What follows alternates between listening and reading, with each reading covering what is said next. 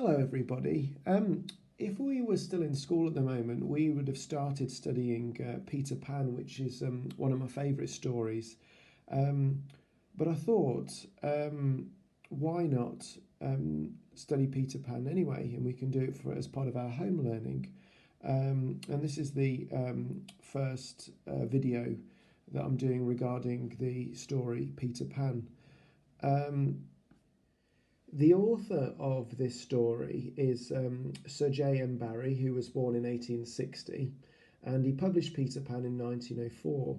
And the story Peter Pan was originally written for the stage, so it was originally going to be a play that people could go and watch, for example, at the theatre. But he turned it into a novel, Peter Pan and Wendy, 7 years later. The story that we're reading is one that's been retold by Joan Collins and illustrated by Annie Wilkinson. Can you remember what illustrated means again? Just have a quick think about what the word illustrated might mean. That's right, to illustrate means to draw, and so the pictures drawn in this book are by Annie Wilkinson. Before we start reading the story, let's have a quick look at the blurb. Can you remember what a blurb is? That's right, a blurb tells us a little bit, it gives us a little description about what's happening in the story. So let's have a look at what this blurb says here. Blurbs are usually found on the backs of books. And so here we go. So Peter Pan, an abridged retelling of the classic story by Sir J.M. Barrie, suitable for younger readers. Abridged here means like a shortened version. So, Wendy, Michael and John begin the greatest adventure of their lives when Peter Pan teaches them to fly and takes them to Neverland.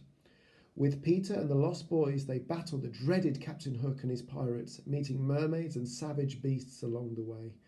Wow, sounds really, really exciting. I'm really looking forward to getting into this story today. We have a contents page. Can anyone remember what a contents page is? A contents page tells us what's in the book and what page number we can find things on.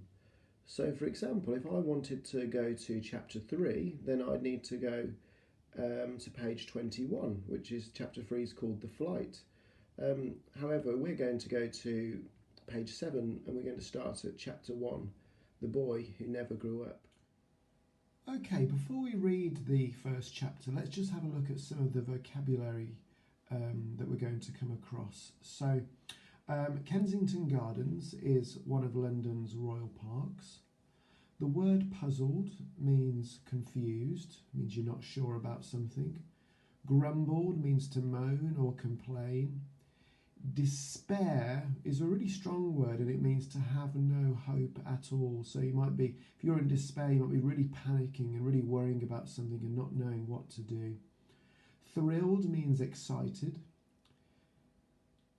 A thimble is a small metal or plastic cap that's used for sewing. Here's a picture of a thimble here.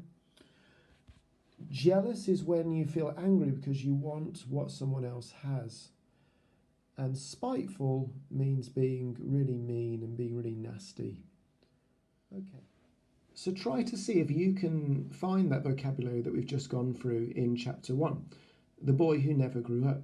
This is the story of Peter Pan, a boy who never grew up, but ran away to live in the Neverland when he was small.